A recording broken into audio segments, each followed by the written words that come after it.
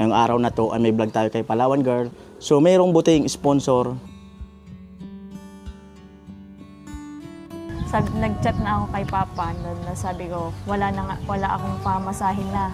Di ko alam kung makapag-duty pa tayo. Bakit? Bakit di mo alam kung makakapag-duty pa? Pag allowance sa school. Pero wala, pag wala talaga, wala. Tahimik sa bahay.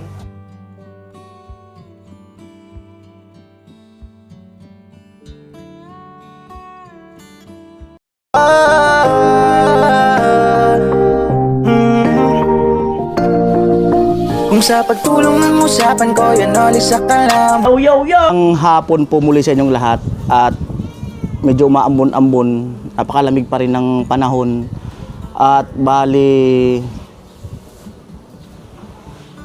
meron tayong vlog kay Palawan Girl. Ngayong araw na to ay may vlog tayo kay Palawan Girl at kung napanood nyo yung vlog na ano siya ng 1,000, yung binigyan natin ng 1,000 galing sa budget sa bahay niya. Sabi ko nga, kukurot muna ako ng 1,000 para pamasahin niya. So mayroong buting sponsor na nagpapabigay sa kanya ng allowance na 5,000 pesos, no. So ngayong buwan lang, no, budget niya ngayong buwan na pasukan. At bali maraming salamat kay Mr. Star. At si Mr. Star ay nagpadala ng 10,094 pesos. Yan. So bali ito, yung 94 kasi puro coins eh. Kaya nandun sa bag. Ngayon 5,000 ibibigay natin kay Palawan Girl at yung the rest nitong 5,000 abangan kung para kanino.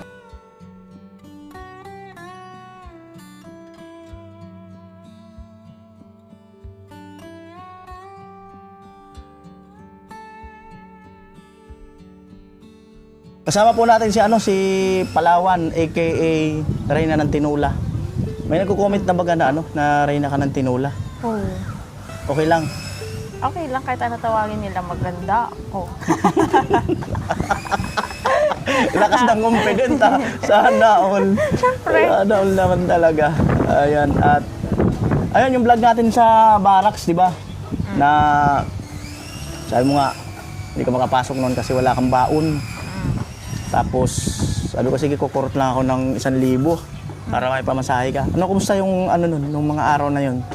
Tapos di ba, pumasok ka sa school, ano mga nangyari? Nung una ba nung pagbigay mo baga sa akin, nung kumuha ka doon sa pumasok na ako doon. Minsan lang ako makakapasok kasi wala talaga ako. Kasi kung meron naman ako, papasok ako kahit di ako naging kay Papa. Eh wala naman si Papa nun pera. Tapos yun nga, nabinigyan mo ko. Nakapag-exam ako, tapos nakapasok. Then, tinipid ko talaga yun. Tapos, nag-duty ako the next day. Which is, Wednesday doon. Tapos, no Webes, nag-duty ako. Tapos, Friday. And, kanina sana meron kasi wala. Webes and Biyernes lang. Tapos, nung Webes baga nag-duty baga ako dun sa Josepa, which is yun yung araw na si Tilo. Tapos tumawag baga kayo, tapos na yung duty ko nun.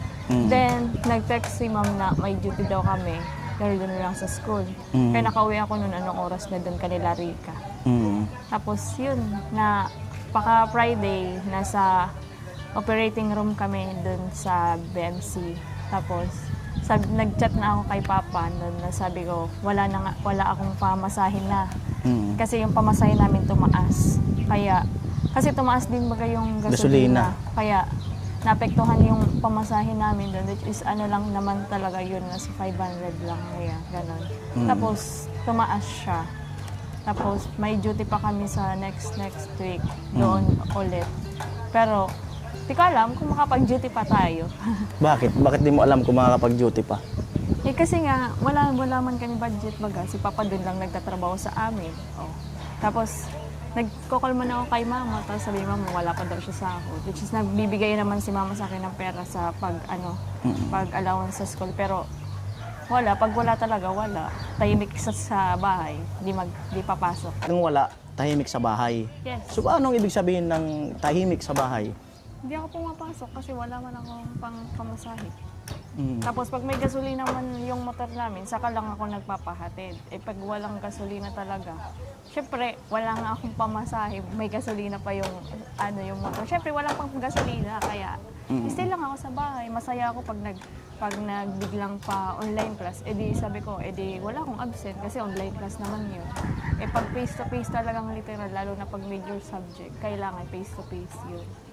Awa na lang talaga kung magpa-online class. Paano yun kung yun nga, absent ka? Paano pinapaliwanag kay ma'am nyo? Wala. Sinasabi ko, walang pamasahe, ganun. Tapos, sabi ko, hirapan kami, ma'am, kaya ganun. Tapos, minsan, nakikihiram ako ng notebook doon sa classmate ko. Kasi sabi ko, kung ano yung tinapik nyo kahapon, para gayahin ko na lang, i-notes ko. Tapos, ako na lang magsariling mag-aral nun. Kahit di ako nakapagpasok. Tapos, halimbawa, may pinagawang activity or assignment. Chinachat ko sila na sabi ko, may pinagawa bang assignment sa inyo or ganito, ganon na nag-quiz kayo? Para kausapin ko yung CA ko na, ma'am, pwede po ako mag-take sa ganitong araw pag nakapasok na ako and all. Tapos yun, pumapayag naman. Pero minsan pag yung teacher talagang medyo masungit, hindi. Kaya, Ayan. Paano ka nagtitipid? Gaya nun, 1,000 pesos, good for ilang araw yun? napagkasya ko yat sa 3 days. Paano mo ginawa? Wednesday, nung, Paano? nung paghingi ko nung pagbigay mo sa akin nung Galing sa sponsor, Oo, oo. galing sa sponsor. Yung pamasahe ko noon, kasi nagdagdag na nga, di ba, sa jeep noon, 2020 na. E di 40, papunta. Magkano dati pamasahe? Nung di pa nagmamahal ang gasolina? 15 sa jeep, tapos 10 sa Nagtaas ng 5 pesos. Hindi. 15 sa jeep, tapos 10 sa sa pajak. Bali 25 yung pamasahe ko. 25 plus 25, 50, balikan na yon.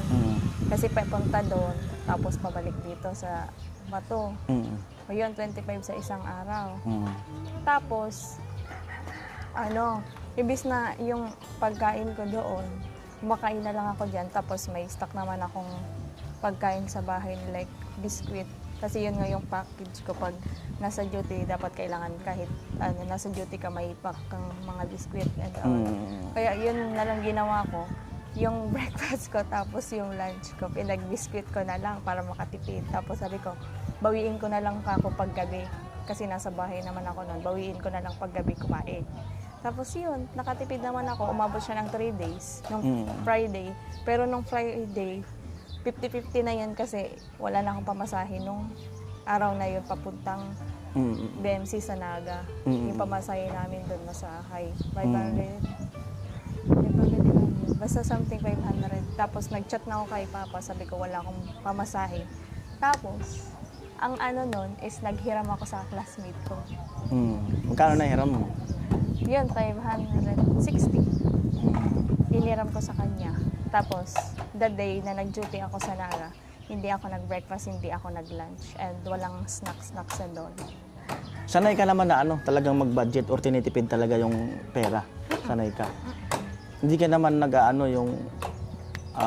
Pag may gusto akong bilhin, pinag-iipunan ko, pero halimbawa yung gusto kong bilhin, naipunan ko na, pero may gastusin para sa talaga important thing gagastusin, di doon ko na lang igagastos kaysa doon sa gusto kong mabili. Kasi sabi ko, mabibili ko din siya. Soon. Pero mahirap bang magtiis ng gutom? Ako naranasan ko rin, mahirap. Lalo sa inyo, nagkaklase, nag-aaral, kailangan may laman yung isip. Mahirap, may laman yung tiyan pala. Mahirap ba? Masakit sa ulo sa akin. Yung tiyan ko okay lang, pero masakit sa ulo. Lalo na pag may inutusan ka, lalo na dun sa operating room. Pag inutusan ka ng ganito, halimbawa inutusan ka, bili ka ngayon ng, pag dito sa atin, may inutusan natin, bili ka ng toyo, soka, sibuyas, kamatis, ganon. Dapat memorize mo yung mga scissors na yun. Dapat ganon na scissor, may ganon. Basta yung iba-ibang scissors na pwedeng gamitin sa operating room. Iba-ibang scissor? Oo. Tatakbuhin mo yan from OR10 ngaya, tatakbuhin mo sa sterile room. Tatakbuhin mo yun, dapat memorize mo yun and masabi mo dun sa staff, sa sterile na ito yung mga kailangan dun sa OR10 ngaya na mga gamit. Kaya ganon. Minsan masungit si Palawan eh.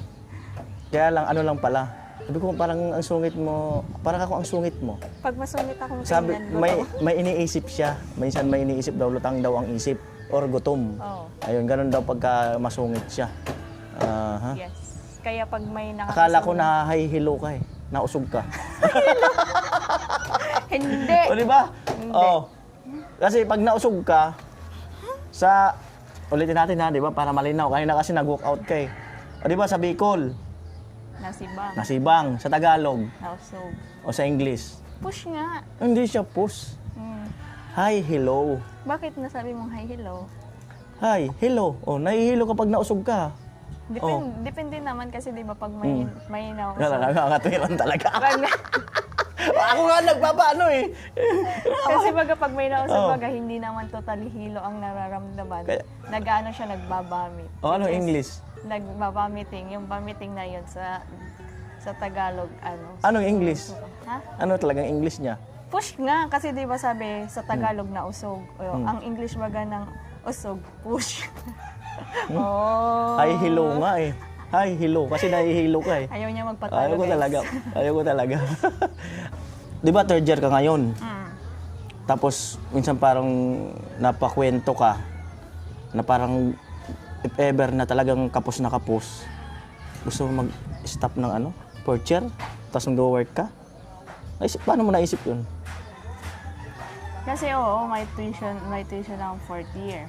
Mm. Pero, ang iniisip ko, yung mga gastusin namin sa pag-fourth year. Kasi sa pag-fourth year, marami kaming activity gagawin like sa mga hospital na magiging ma-accommodate namin na hospital.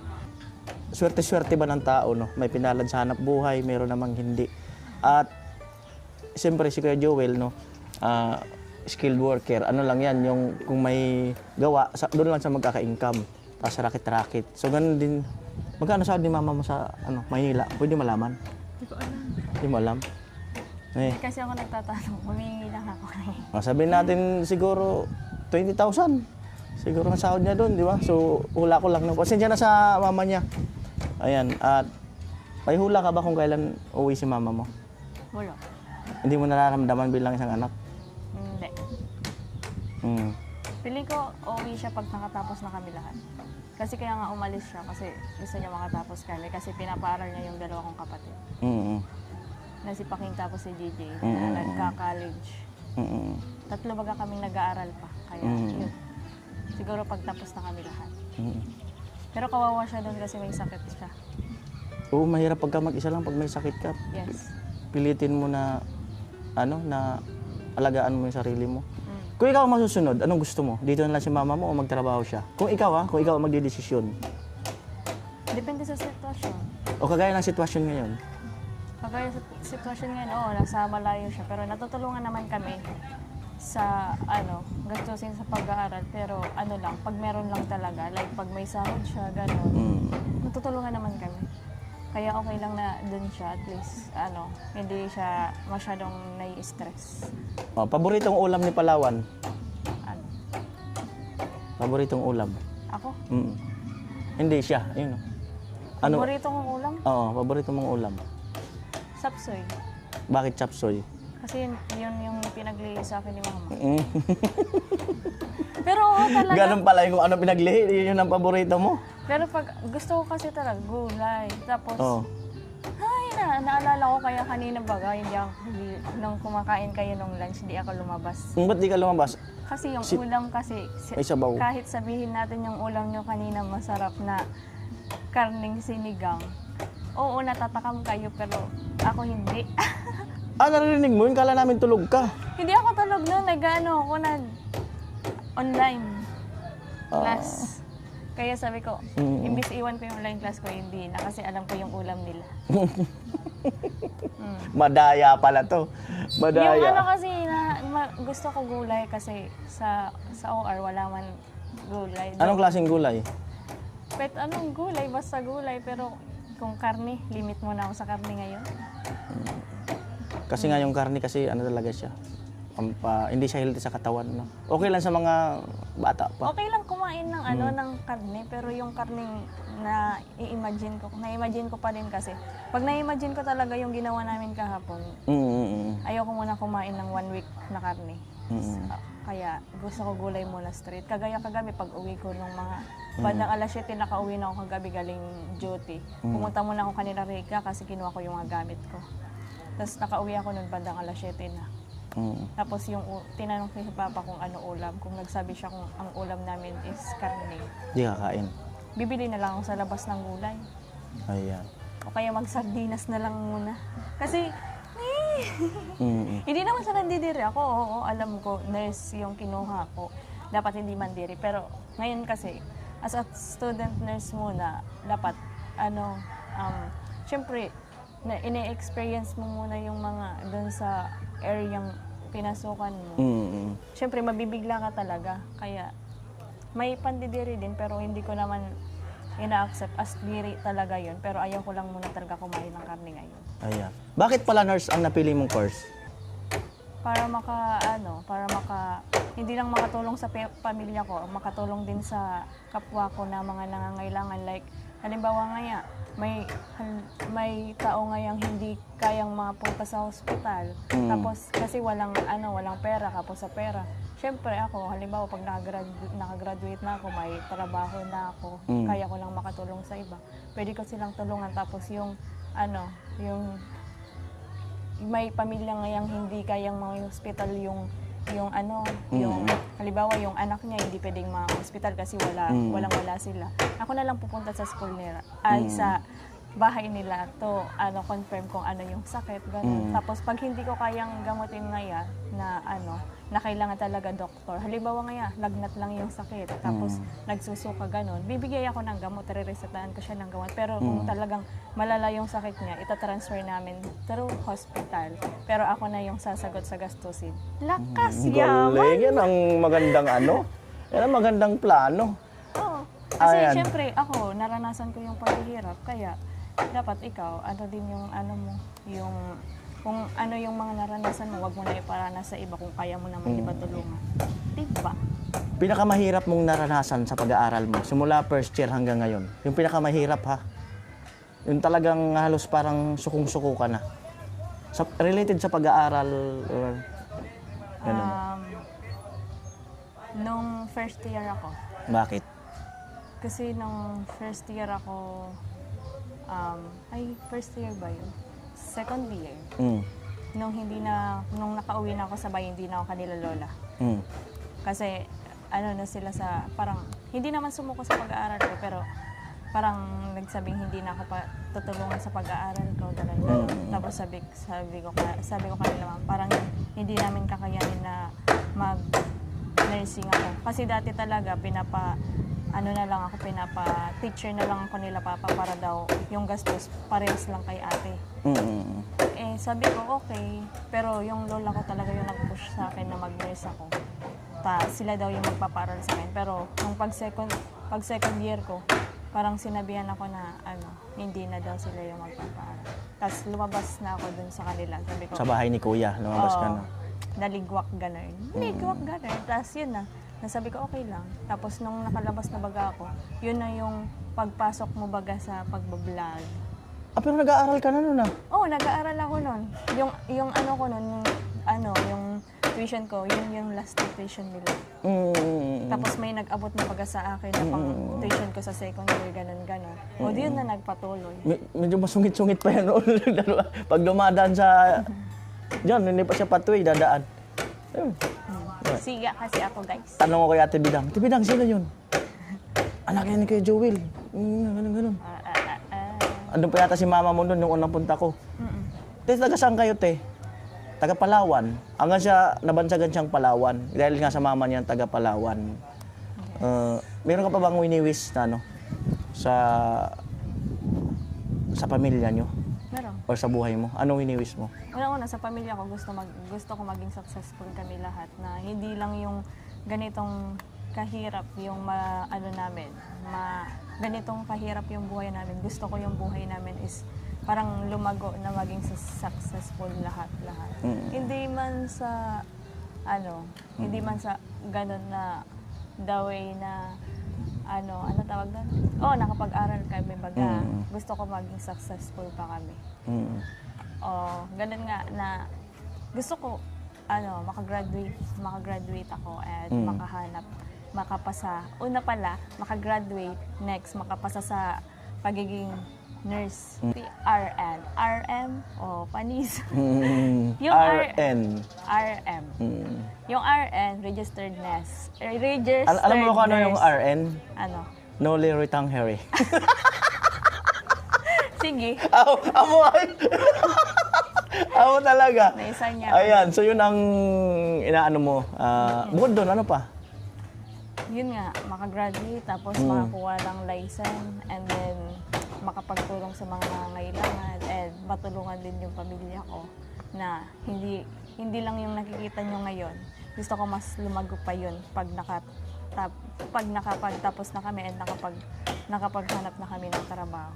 Ayan. Tapos once na naging successful na kami, gusto ko din makatulong sa ibang tao. Like halimbawa, nagbablog pa niyan si Kuya Noli. Isa na ako dyan sa magiging sponsor. Yun! Wala. Ay, mamarkahan ko yan, ha?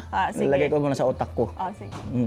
Para di mawala. Tapos may magsasabi din sa akin na thank you so much kay Miss Palawan sa Miss No Leroy Harry. Ay, iba na ang tawag niyan ata Hindi sa na akin. siya Palawan, hindi na rin siya tinulak.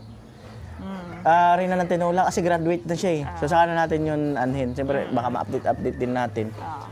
Ayan, siyempre hindi na iiwasan. Siyempre, hindi na muna magiging mayabang ngayon. Sa musun pala may plano maging mayabang. So ayun mga kanuli, at putulin na natin ang vlog na to. At naniniwala ka ba na unti-unting bumabalik yung swerte sa'yo? Yes, hindi lang unti-unti. Talagang literal na bumapasok ulit yung swerte sa akin. Dahil? Dahil sa mga mabuting sponsor natin dyan, and kay Papa God, and syempre sa iyo na din po. And sa talagang mga sponsor na hindi mga nakakalimot dyan, maraming salamat po sa inyong lahat. Ganun ka kung naniniwala ka? Yes! Hiraw. Yes! Ang babay! Dapat mataas! Yes! Sige raw, walang energy. 1, 2, 3, go. Yes! Ay, walang energy. Wala. Dapat, yes! Hindi. Yes! O, sige daw, sige daw. Kasi- Oh, Kasi guys, walang energy. Alam nyo, oh. Ikaw ba naman 6 hours nakatayo? Bigay, sa vlog lang, bigyan mo energy. Walang- Oh, sige na, sige na. Bigyan mo May energy. energy Sige. 1, 2, 3, go.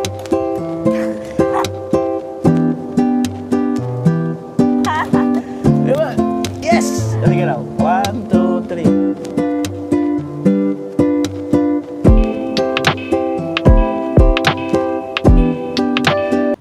Yes! Yung ganun, yun dapat. So, ayan, dahil sa mataas ang energy, Sasayaw ka. ganyan mo yung kamay mo dito sa jacket ko. Parang part 2 ba? Ganun mo ba? Chan. Ano pa? Bukod sa chan, ano pa? Malaking chan. Bukod nga sa chan, ano pa? Papel. Anong klaseng papel feeling mo? Magaspang. Anong klaseng magaspang? Feeling ko, resibo. Resibo, pambira, dami mong resibo. Ano pa? Bukod sa resibo? Money.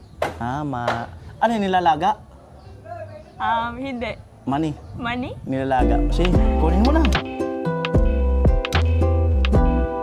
Isa pa. Isa pa, yan na.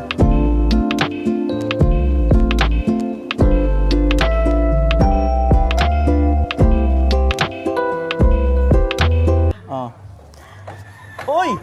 Purple! Purple! Like, kagaya ng damit ko and paborito ko siya. Purple. So, ibig sabihin, tagwa 100. So, bilangin mo kung magkano. 1, 2, 3. Hindi alam. 1, 2, 3, 4, 5, 6, 7, 8, 9, 10. 1,000. 1, 2, 3, 4, 5, 6, 7, 8, 9, 10. 2,000. 1, 2, 3, 4, 5, 6, 7, 8, 9, 10. 3,000. 1, 2, 3, 4, 5, 6, 7, 8, 9, 10. 4,000. 1, 2, 3, 4, 5, 6, 7, 8, 9, 10. 5,000. Ayan, Wow! bali. Saan to? Pabahay project? Babae project, tapos ganun yung topic natin. Oo. Isipin mo kung para saan. Ano ba yung usapan natin? Ha? Ano yung topic natin sa vlog? About sa pag-aaral. Oh. Tapos bigla siyang babae project. Yo, ganun naman ba guys? Oh, di ah. Oh. Ano? Ibig sabihin, related siya sa ano? Sa study. Sa pag-aaral. Allowance mo, galing from Mr. Star. Oh my God! Mr. Star. Thank you so much po, Mr. Star, sa pa-allowance mo po sa aking pag-aaral. Maraming tulong po siya. And itong 5,000 na po is mababudget ko po siya sa 8 duty namin po na area, which is 300 ulit sa Friday. Ay, 560 sa Friday. Tapos, and the next day, basta sa 8 araw, kasya po to sa allowance ko po sa pamasahe sa duty and pagpunta ko po ng school. Grabe pala pa masahe niya, no? Opo. Napanood niya raw kasi yung vlog na yun nga yung sa barracks na habi ko, kukurot ako ng 1,000. No? Salamat ng marami kay Mr. Star. Salamat po, Mr. Star, sa pa-allowance niyo po sa akin. And yun, di na pa ako mangangapas kung paano ako makakapunta ng school na sasabi ako pa, wala na akong pamasahe. Kasi nga talaga, wala talaga si Papa Baga totally trabaho na nag-ano siya kasi sa bahay muna siya nag-focus. Tapos yun, maraming salamat po Mr. Star sa pa-allowance niyo po sa akin. God bless. Mula ngayon, isnabin mo muna si Papa mo para hindi sumakit ulo niya.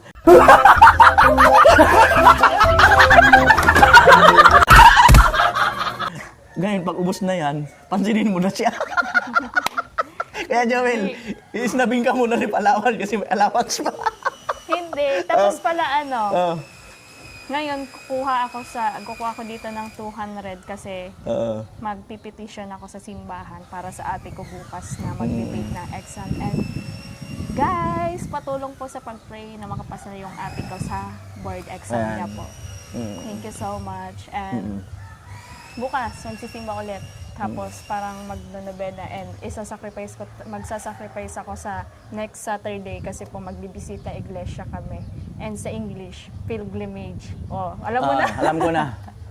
Nagtagalog Alam mo na ba sila. yung ano yun? Pilgrimage. Alam mo kung ano yan? Ano? Yan yung hinahagis ng mga sundalo eh. Boom! Pilgrimage. Iran yarn. Iran. Basta ganon, magpipilgrimage kami sa next Saturday. Tapos yun sana makapasa si ate para may first holder degree. Tama ba ako? May makapasa sa inyo. Oo. Lalo na siya ang ate mo, siya ang unang magkakaroon ng trabaho. And siya yung unang magkaka-license sa aming sa aming magkakapatid and sa mga pinsan po namin. At possible na makatulong sa inyo, sa family niya sa future. So ayun po, maraming salamat kay Mr. Star.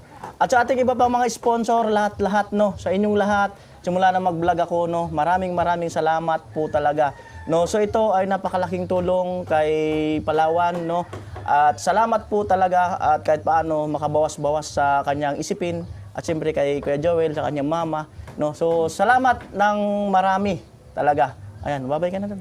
Thank you so much po sa lahat ng sponsor ko and God bless po and thank you po kay Papa God and kay Kuya Nolly. Thank you so much po. Bye-bye. Pakit ka na. Saroy. Pakit ka na dito. Oh, pakit ka na dyan. Sige na, pakit. Tama. Parang milyon yung pera mo, laki ng bag ah. Kasi mo yung bag ko. Laki, pambirang buhay na yan. Oh. Bye-bye. Parang 100 million ah. Oh.